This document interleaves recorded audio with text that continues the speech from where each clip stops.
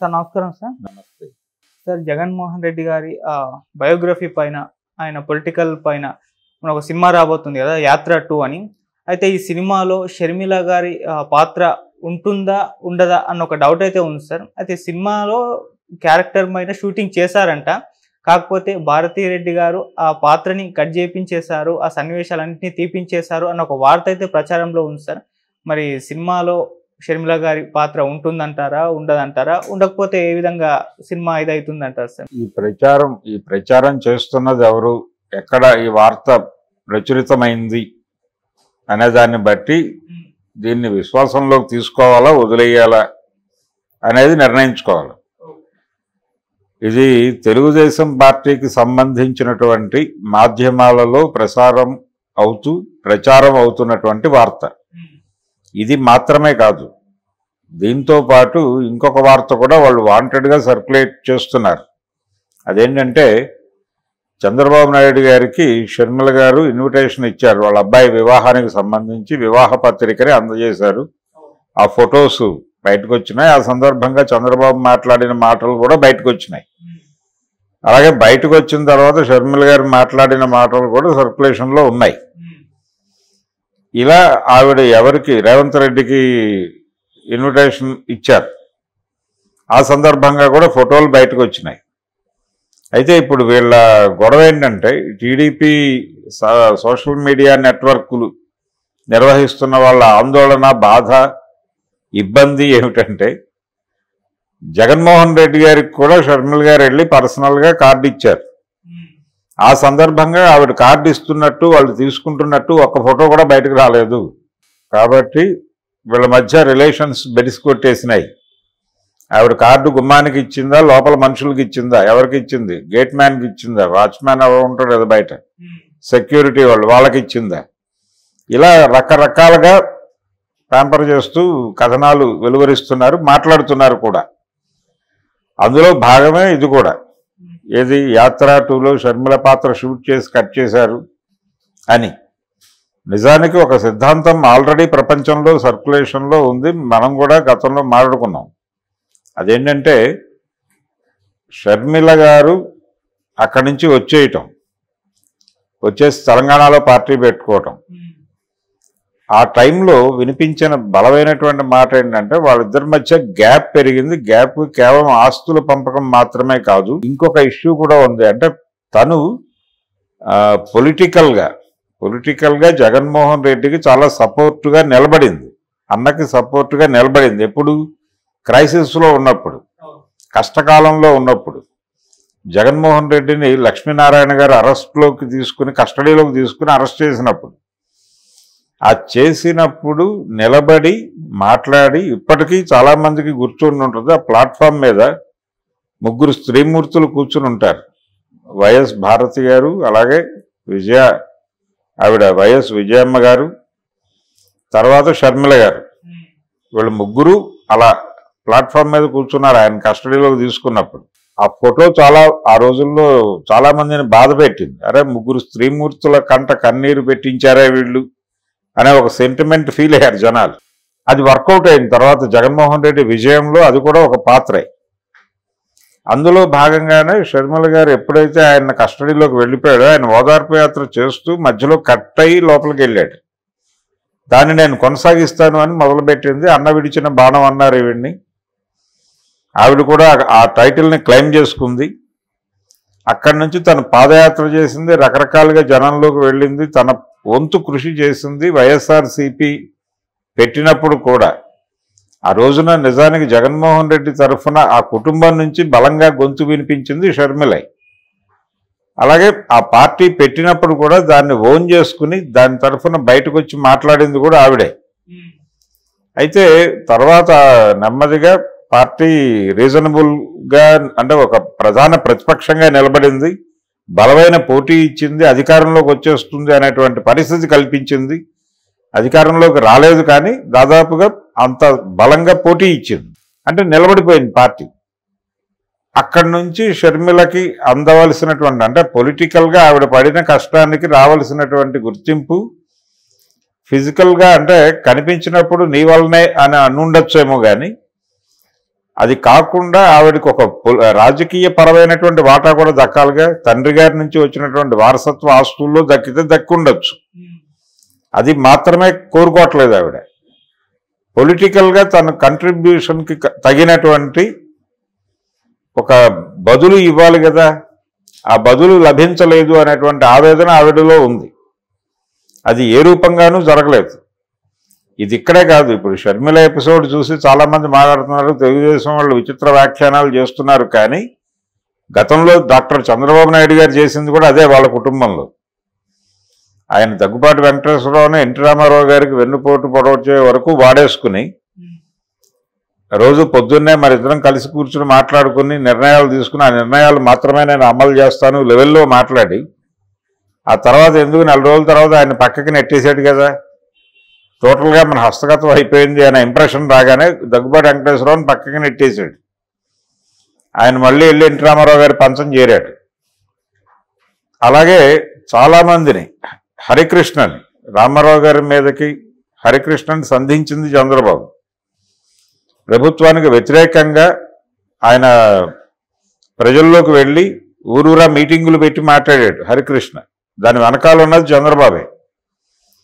ఆయన ఒక రకంగా వ్యతిరేక ప్రచారం చేస్తున్నాడు, ఆయన్ని అడ్డుకోవాలా, ఏం చేయాలి మేము అని చెప్పి కార్యకర్తలు ఎన్టీ రామారావు గారిని అడిగితే ఏం వద్దు, అతను ఏం మాట్లాడతాడో అది మాట్లాడుకోనివ్వండి, నాకు విషయం తెలుసు, ఎవరు ఎక్కడ అడ్డుకోవద్దు, ఆయన ఏం మాట్లాడదలుచుకున్నాడో అది మాట్లాడినిద్దాం, మాట్లాడిన తర్వాత ఏం చెప్పాలో అది చెప్దాం అన్నాడు. ఇది కూడా రికార్డెడ్గా చాలామంది అప్పటి తెలుగుదేశం పార్టీలో క్రియాశీలకంగా ఉన్నటువంటి రామారావు గారి దగ్గర ఉన్నటువంటి దేవినేని నెహ్రూ లాంటి వాళ్ళు మాట్లాడిన మాటలే చెప్తున్నాను నేను. ఇలా చంద్రబాబు నాయుడు గారు కూడా కుటుంబంలో డ్రామా నడిపాడుగా. దాని గురించి ఎవరైనా మాట్లాడితే ఇప్పుడు హరికృష్ణకి మీరు చేసింది ఏమిటండి, లేకపోతే మరొకళ్ళకి మీరు చేసింది ఏమిటండి అని అడిగితే ఇప్పుడు చంద్రబాబు నాయుడు గారు కానీ తెలుగుదేశం పార్టీ అభిమానులు కానీ వీళ్ళు చెప్పేది ఏంటి, అసలు ఎన్టీ రామారావు గారికి వెన్నుపోటు పొడవటమే జరగలేదు, పార్టీ పరిరక్షణ ఉద్యమం అది. తెలుగుదేశం పార్టీ లక్ష్మీపార్వతి చేతుల్లోకి వెళ్ళిపోకుండా అడ్డుకుని కాపాడి తెలుగు ప్రజల చేతుల్లో పెట్టాడు అని కదా మీరు ఆర్గ్యూ చేస్తోంది. అందుకని మీరు చేస్తేనేమో సంసారమా, ఇంకోళ్ళు మీరు చేస్తే శృంగారం, ఇంకోళ్ళు చేస్తేనేమో వ్యభిచారమా. తప్పు కదా, డబుల్ స్టాండర్డ్స్ తప్పు ఏ విషయంలోనైనా కానీ. జగన్మోహన్ రెడ్డి గారి గురించి, షర్మిల గురించి టీడీపీ శ్రేణులు ప్రచారం చేస్తూ మాట్లాడుతున్నటువంటి మాటల్లో నర్మగర్భంగా ప్రతి దాన్ని పాయింట్ చేసి అక్కడ రిలేషన్స్ పోయినాయి. ఆ ఓట్ బ్యాంకుని చెదరగొట్టేటువంటి ఒక ప్రోగ్రాం తీసుకున్నారు. ఎలాగైతే ఎన్టీఆర్ని ఓన్ చేసేసుకుని ఎన్టీఆర్ని తెలుగుదేశం పార్టీ నుంచి బయటకు తీసుకొచ్చేసి ఇది నందమూరి తెలుగుదేశం కాదు, నారా తెలుగుదేశం అని చెప్పించే ప్రయత్నం జగన్మోహన్ రెడ్డి గారు కూడా చేశాడు. సీనియర్ ఎన్టీఆర్ని, జూనియర్ ఎన్టీఆర్ని ఇద్దరిని టీడీపీ నుంచి బయటకు నడిపించడం కోసం వాళ్ళు వ్యూహరచన కూడా చేశారు. అది జనరల్గా ఎనీ పొలిటీషియన్ చేస్తాడు. తన పార్టీని నిలబెట్టుకోవటం అనేది వాళ్ళ అవసరం కాబట్టి వాళ్ళు చేస్తారు ఆ రాజకీయం. కాబట్టి వీళ్ళు కూడా ఇప్పుడు ఆ కుటుంబంలో చిచ్చు పెట్టే ప్రయత్నం చేస్తున్నారు. ఆ కుటుంబం పొలిటికల్ డిఫరెన్సెస్ ఎక్కడైనా ఉంటాయి. తండ్రి ఒక పార్టీ నుంచి, కొడుకు ఒక పార్టీ నుంచి, కూతురు ఇంకో పార్టీ నుంచి పోటీ చేసిన కుటుంబాలు కూడా ఉన్నాయి మన దగ్గర. ఒకే కుటుంబంలో 4 బ్రదర్స్ 4 పార్టీల నుంచి పోటీ చేసిన చరిత్ర కూడా ఉంది ఆంధ్రప్రదేశ్లో. కాబట్టి ఎలా చెప్తారు, ఎవరైనా ఇద్దరు కలిసి లేరు, విడిపోయారు, ఎవరి అభిప్రాయాలు వాళ్ళవి.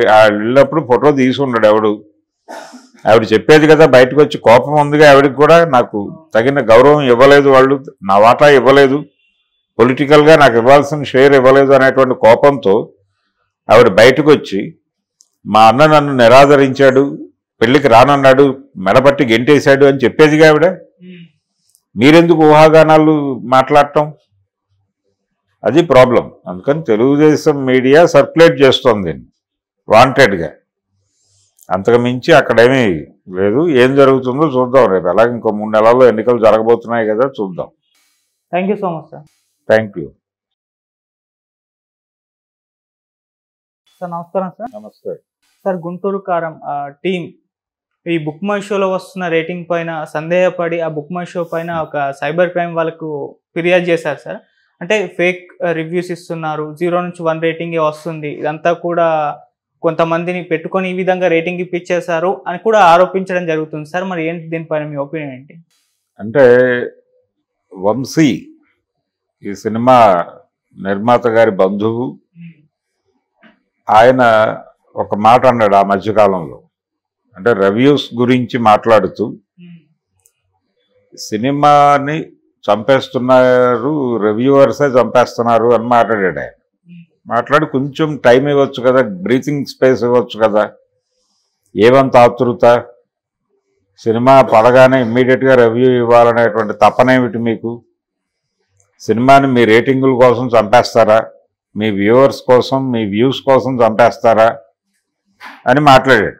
మాట్లాడుతూ దాని ఎక్స్టెన్షన్లో దాని ఎండ్ నోట్ ఏం చెప్పాడంటే ఆయన, రేపు గుంటూరు కారం అనే సినిమా వస్తోంది మానించే, ఆ సినిమాకి మీరు ఏం రాసుకున్నా దాని వసూళ్ల ప్రభని మీరు ఆపలేరు, అడ్డుకోలేరు అన్న లెవెల్లో మాట్లాడాడు ఆయన. మీరు రివ్యూస్ ఏవైనా రాసుకోండి, మీ రివ్యూస్ అనేది పక్కకి నెట్టేసి ఆ సినిమా దూసుకుని వెళ్ళిపోతుంది అని చాలా దాదాపు తొడగొట్టి చెప్పిన లెవెల్లో చెప్పాడు ఆయన. తొడ కొట్టలేదు కానీ కొట్టిన లెవెల్లో చెప్పాడు. రివ్యూస్ బ్యాడ్గా ఉన్నాయి, బ్యాడ్ రివ్యూస్ చేస్తున్నారు అనే అభిప్రాయం ఆయనకుంది బలంగా. నిజానికి కమర్షియల్ సినిమాకి సంబంధించి రివ్యూస్ ప్రాపర్గా ఉండకపోవచ్చు కూడా. ఎందుకంటే రివ్యూ రాసేవాడికి సినిమా మీద ఒక అవగాహన ఉంటుంది. రివ్యూస్ బ్యాడ్గా ఉన్నా కానీ థియేటర్ల దగ్గర ఆడియన్స్ మోత ఉండాలి, అది కమర్షియల్ సినిమా. రివ్యూస్ బ్యాడ్గానే ఉండాలి, థియేటర్ల మోత ఎక్కాలి. ఇది ఈ రోజున కాదు, గతంలో కూడా మాస్ హీరోలు అనిపించుకున్నటువంటి హీరోలు అందరి సినిమాలకి బ్యాడ్ రివ్యూసే ఉన్నాయి. అది రామారావు గారు కావచ్చు, కృష్ణ గారు కావచ్చు, చిరంజీవి కావచ్చు, వీళ్ళెవరి సినిమాలకే అద్భుతమైన రివ్యూస్ రాకుండానే వాళ్ళ సినిమాలు పెద్ద పెద్ద విజయాలు సాధించినాయి.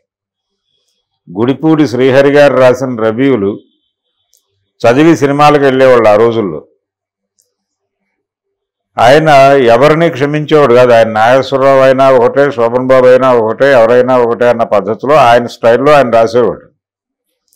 ఆ రివ్యూస్ బ్యాడ్గా ఉన్నప్పటికీ థియేటర్ల దగ్గర సినిమాలు మోతెక్కేవి. కాబట్టి క్రిటిక్స్ చెప్పేస్తే జనాలు ఆగిపోతారు అనేది కాదు ఇక్కడ. అసలు వాళ్ళ పర్సెప్షన్లోనే తేడా ఉంది.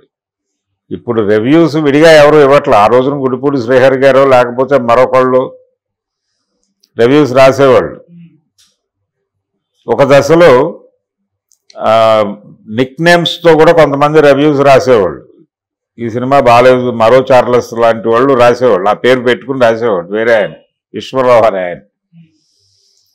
ఈ రివ్యూస్ ఇవన్నీ కాదు. ఇప్పుడు రివ్యూ వచ్చేసరికి కొంచెం లేట్ అయ్యేది. పత్రిక శుక్రవారం సినిమా రిలీజ్ అయితే అది మంగళవారం బుధవారం పత్రిక వచ్చేది.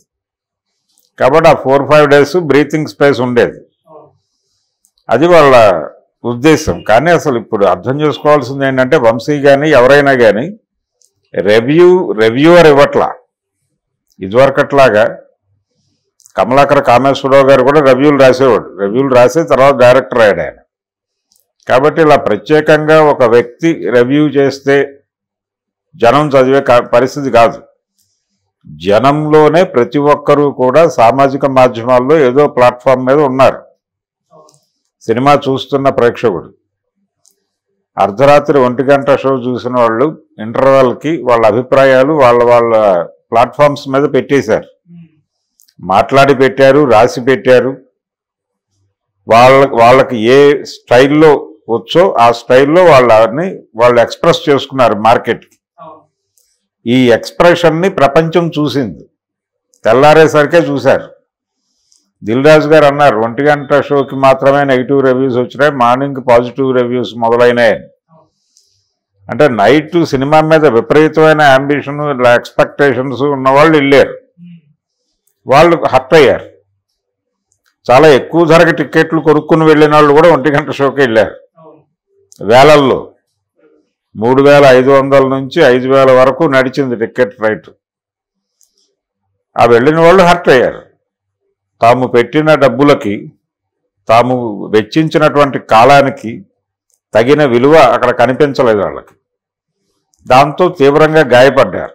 ఆ గాయపడ్డ మనసులు ఇమ్మీడియట్గా స్పందించినాయి.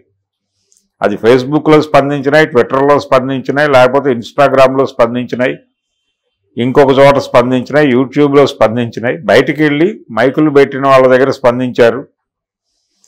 డైరెక్టర్ మీద దాడి చేస్తామన్న లెవెల్లో మాట్లాడారు. కాబట్టి ఇది పబ్లిక్ వాయిస్ తప్ప రివ్యూవర్ల తప్పేం కాదు. రెండోది, సినిమాకి గతంలో మౌత్ పబ్లిసిటీ ఉండేది, ఇప్పుడు మౌత్ పబ్లిసిటీ కాదు, క్లిక్ పబ్లిసిటీ. పోస్ట్ రాసిన తర్వాత క్లిక్ అంటే అది వెళ్ళిపోతుంది ప్రపంచంలోకి. ఆ క్లిక్ పబ్లిసిటీ నడుస్తోంది ఇప్పుడు. వేలి మీద ఉంది సినిమా బతుకు. అది తెలుసుకోవాలి ముందాళ్ళు. సామాజిక మాధ్యమాల్లో ఎవరూ కూడా మా సినిమా గురించి నెగిటివ్గా రాయకూడదు అని ప్రపంచం మీద ఒక ఆంక్ష పెట్టండి. లేదు, ఫేస్బుక్లో ఎవరైనా నెగిటివ్గా రాస్తే, లేకపోతే ట్విట్టర్లో ఎవరైనా నెగిటివ్గా మాట్లాడితే, యూట్యూబ్లో ఎవరైనా నెగిటివ్గా మాట్లాడితే వాళ్ళ మీద వాళ్ళకి 20 సంవత్సరాలు 30 సంవత్సరాలు శిక్షలు వేస్తాం, లేకపోతే ఉరి శిక్షలు వేస్తామని చెప్పి చట్టం తీసుకురండి. అంతే తప్ప ఉన్న అభిప్రాయం చెబితే ఇబ్బంది ఎందుకు? ఇప్పుడు అందులో కూడా బుక్ మై షోలో కూడా వాళ్ళకు వచ్చిన ఫీడ్బ్యాక్ నుంచి వాళ్ళు రాస్తారు. ఆ ఫీడ్బ్యాక్ నెగిటివ్గా ఉంది. పాజిటివ్గా ఎలా ఉంటుంది? సినిమాలో కంటెంట్ ఇంప్రెస్ చేయలేనప్పుడు ఇంప్రెస్ చేయగలిగితే పాజిటివ్గా ఉంటుంది. ఏ విధంగానైనా ఇంప్రెస్ చేయొచ్చు. రెండోది, కమర్షియల్ సినిమాకి లాజిక్లు ఉండవు. నేను ఇందాక చెప్పినట్టుగా రివ్యూ చేసేవాడు కొన్ని లాజిక్స్ మిస్ అయినా ఈ సినిమాలో అనొచ్చు, కానీ కమర్షియల్ సినిమాలో లాజిక్లు వర్కౌట్ అవ్వరు. లాజిక్లు ఇవన్నీ కాదు, లాజిక్లకు అతీతంగానే నడుస్తుంది కమర్షియల్ సినిమా అనేది.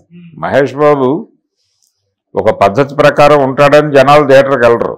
ఆయన చెలరేగిపోతాడు, కొడితే 20 మంది చచ్చిపోతారు అనే ఒక బల్లెం విసిరితే ఒక 20 మంది గుచ్చుకుని చచ్చిపోతారు, కత్తి విసిరితే ఒక 10 మంది చచ్చిపోతారు అనే ఆయన వెళ్తారు థియేటర్కి ప్రేక్షకుడు.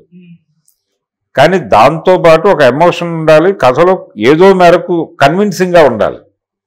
మీరు పెట్టే ట్విస్టులు, ఇప్పుడు బాలకృష్ణ గారు త్వరపడితే రైలు వెనక్కి వెళ్ళటం వల్ల కదా చెన్నకేశ్వరరెడ్డి దెబ్బపడింది.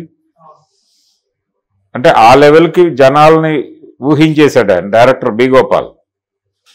కానీ మరీ మేము చూస్తున్నాం కదా అని ఇంత చొరవ తీసుకుంటారా అన్నారు ఆడియన్స్. అది ప్రమాదం. కన్విన్స్ చేయాలి, మినిమం కన్విన్సింగ్గా ఉండాలి. మీరు దాని మీద మినిమం కన్విన్సింగ్గా ఉండే ఒక కథ తీసుకుని దాని మీద మీరు ఏ విన్యాసాలన్నా చేయండి, జనం చూస్తారు. అది లేదు ఈ సినిమాలో. ఆ పునాదే వీక్గా ఉంది. కథలో $100 ఉన్నాయి. పైగా జనం అనుకున్నది ఇది కాదు, నేను ఇలా అనుకున్నాను, మీరు కూడా ఇలా అనుకోవాలి కదా అంటున్నాడు డైరెక్టర్ గారు. అలా ఎలా అనుకుంటారు?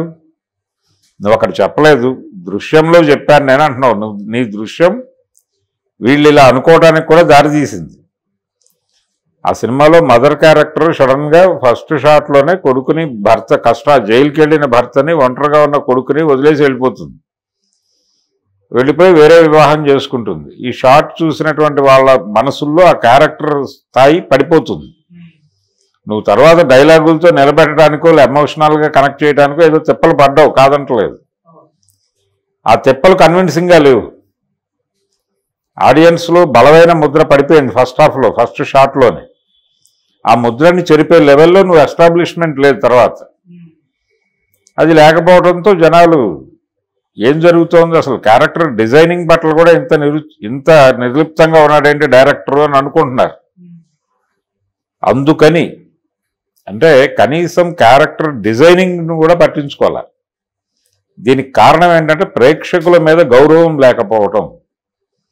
ప్రేక్షకులు సినిమాకి ఎవరైతే రావాలో, ఎవరైతే చూడాలో వాళ్ళని కనీసపు గౌరవం కూడా ఇవ్వాల డైరెక్టర్. అలాగే డైరెక్టర్ మాత్రమే కాదు, ప్రొడ్యూసర్లు కూడా గౌరవం ఇవ్వట్ల. అది అసహనం కావచ్చు.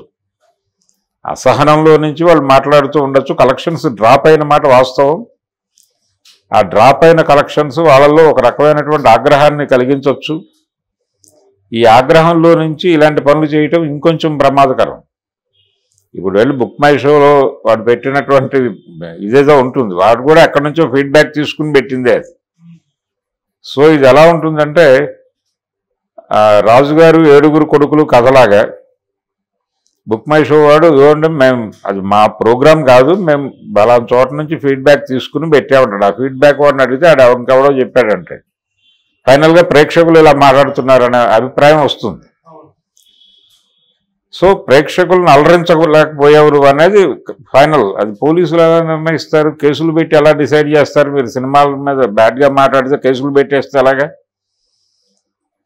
సినిమా ఇప్పుడు బ్రహ్మోత్సవం అనే సినిమా ఉంది మహేష్ బాబుదే. ఆ సినిమా గురించి నెగిటివ్గా మాట్లాడిన వాళ్ళ మీద కొంచెం అప్పటి పిఆర్ఓ బిఏ రాజు గారు కొంచెం హర్ట్ అయ్యాడు. ఆ బ్యాడ్గా చెప్పిన వాళ్ళతో ఆయన మాట్లాడి కన్విన్స్ అయ్యాడు.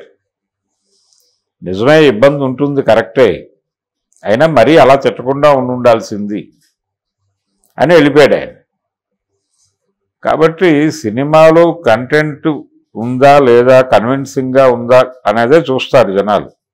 మీరు ఎన్ని గేములైనా ఆడండి, మినిమం కన్విన్సింగ్గా ఉండే కథ తీసుకుని దాని మీద మీరు ఎన్ని కమర్షియల్ జిమ్మిక్కులైనా చేయండి. ఇప్పుడు సినిమాల్లో పాటలు ఉంటాయి, డ్యూయెట్లు ఉంటాయి, డ్యాన్సులు ఉంటాయి, అవన్నీ బయట జీవితాల్లో ఉండవు కదా. సో సినిమా అనేది కల్పనే, మేము కాదంటలేదు దానిలో. ఆ కల్పనలో కూడా మినిమం కన్విన్స్ చేయాలి, కొద్దిపాటి లాజిక్ అయినా ఉండాలి. మినిమం లాజిక్ కూడా లేదు ఆ సినిమాలో.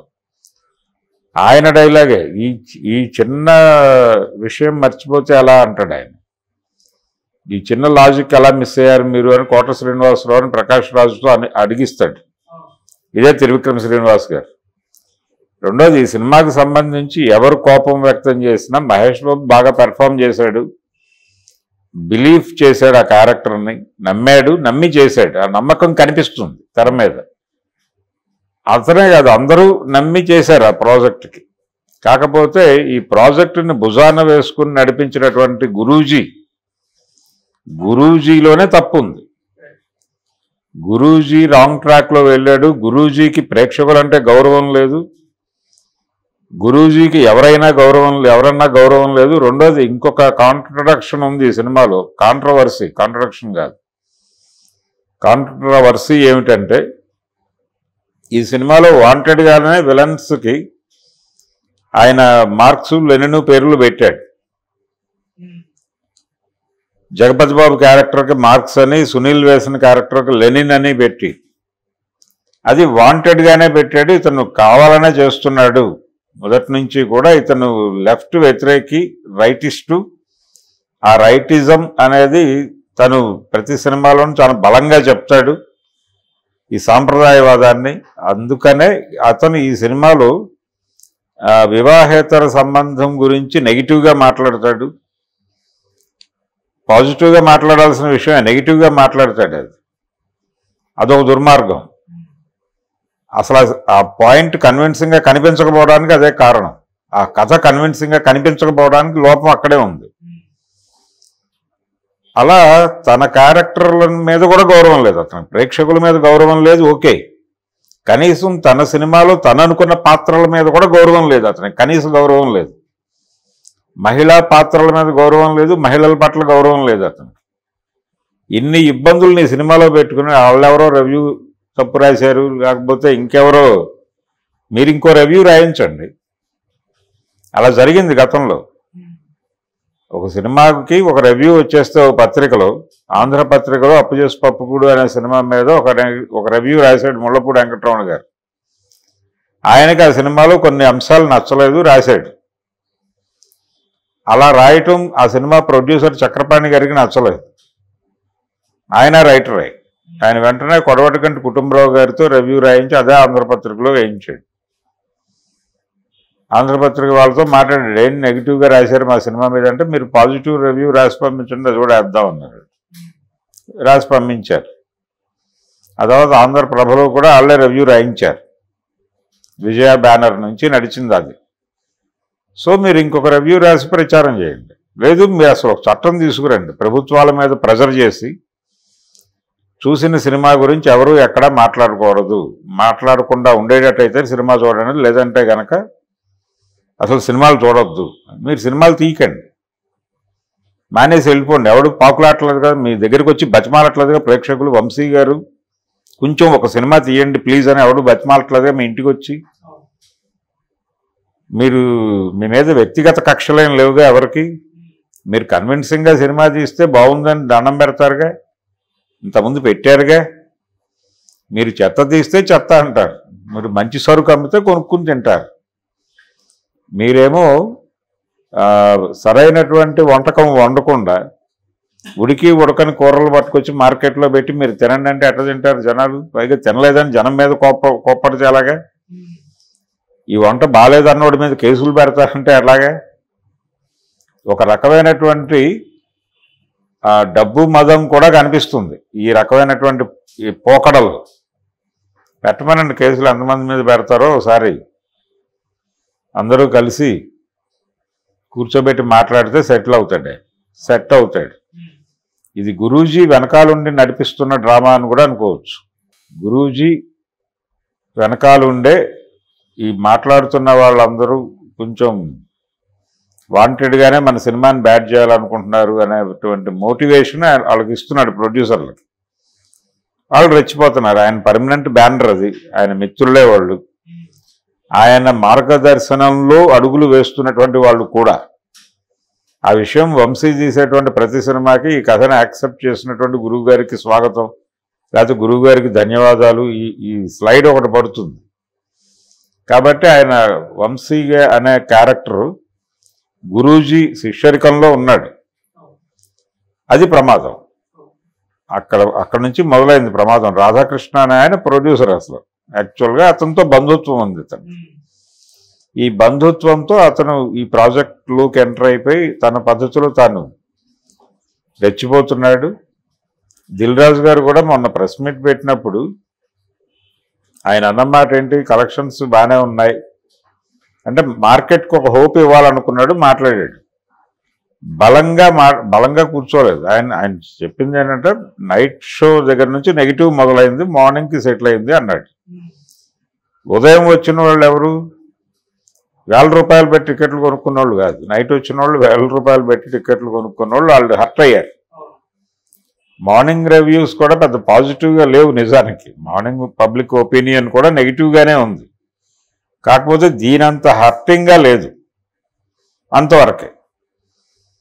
ప్రాజెక్ట్ బాగాలేదు అనే మాట సర్వవ్యాపితం. కాకపోతే దానికి వచ్చిన డబ్బులు మహేష్ బాబు ఇమేజ్ వలన వచ్చినాయి, దాన్ని అడ్మిట్ చేయాలి. మహేష్ బాబు కొత్తగా కనిపించాడు, తను కొంత రన్ చేశాడు షోని. అందుకని ఈ ప్రాజెక్ట్ క్రైసిస్కి, అలాగే ఈ ప్రాజెక్టు జనాదరణ పొందకపోవటానికి, ఇప్పుడు ఈ పోలీస్ కేసులకి, వీళ్ళు సైబర్ క్రైమ్ చుట్టూ తిరిగి బుక్ మై షో మీద కేసులు పెట్టించి ఈ చేస్తున్న గోలకి, ఈ మొత్తానికి వెనకాల నుండి నడిపిస్తున్నవాడు గురూజీ. కాబట్టి గురూజీ నువ్వు కొంచెం ఈ గోల ఆపి ఏం చెప్తున్నాను, ముందు ప్రేక్షకుల్ని గౌరవించడం నేర్చుకో. ప్రేక్షకుల్ని గౌరవించు, నీ పాత్రల్ని గౌరవిస్తే గౌరవప్రదమైన సినిమాలు తీయగలుగుతావు. అశ్లీలం ఉండదు నా సినిమాలో, ఆయన సినిమాలో అశ్లీలం ఉండదు మరొకటి అనే పద్ధతిలో ఇంకొక సెక్షన్ దాడి మొదలుపెట్టింది. ఈ సినిమాని విమర్శిస్తున్న వాళ్ళ మీదకి ఇంకొక సెక్షన్ ఆఫ్ ఇంటలెక్చువల్స్ని తోలారు వీళ్ళు. వాళ్ళు ఆల్రెడీ ఆ దాడులు మొదలుపెట్టేశారు రకరకాల పేర్లతో సోషల్ మీడియాలో. ఆ దాడి చేస్తున్న వాళ్ళు మాట్లాడుతున్న ఆర్గ్యుమెంట్ ఏంటి, ఈ సినిమాలో ఎక్కడా అశ్లీలం లేదు, అది లేదు, ఇది లేదు అని మాట్లాడుతున్నారు. అది కూడా ఉంది. అసలు కుర్చీ మడత పెడితే తీసుకున్న దగ్గరే నువ్వు ఏ స్థాయికి పతనం అవుతున్నావో ప్రపంచం మాట్లాడింది. కాబట్టి మేమేదో పవిత్రులం, మేము చాలా గొప్పవాళ్ళం, మేము తీసింది చూడాలా అన్న పద్ధతిలో మీరు బుల్డోజ్ చేసుకుంటూ వెళ్తానంటే, అందుకోసం దళాలు పెట్టుకుని బెదిరిస్తారంటే ఇక్కడ భయపడటానికి ఎవడూ సిద్ధంగా లేడు. అందుకని దయచేసి ప్రేక్షకుల్ని గౌరవించండి గురూజీ. అలాగే ఆ వంశీ అనేటువంటి నిర్మాత కొంచెం ప్రేక్షకుల్ని గౌరవిస్తే మంచి సినిమాలు తీయగలుగుతారండి. వాళ్ళు క్రియేట్ చేస్తున్న క్యారెక్టర్ల మీద కూడా కనీసపు గౌరవం లేదు వాళ్ళకి. ఇది ఇంకా ప్రమాదం. ఆ ప్రమాదంలో కూరుకుపోయి ఉన్నారు వాళ్ళిద్దరూ. కాబట్టి ఇప్పట్లో బయటపడతారని నేనైతే అనుకోవడం లేదు. Thank you so much sir. Thank you.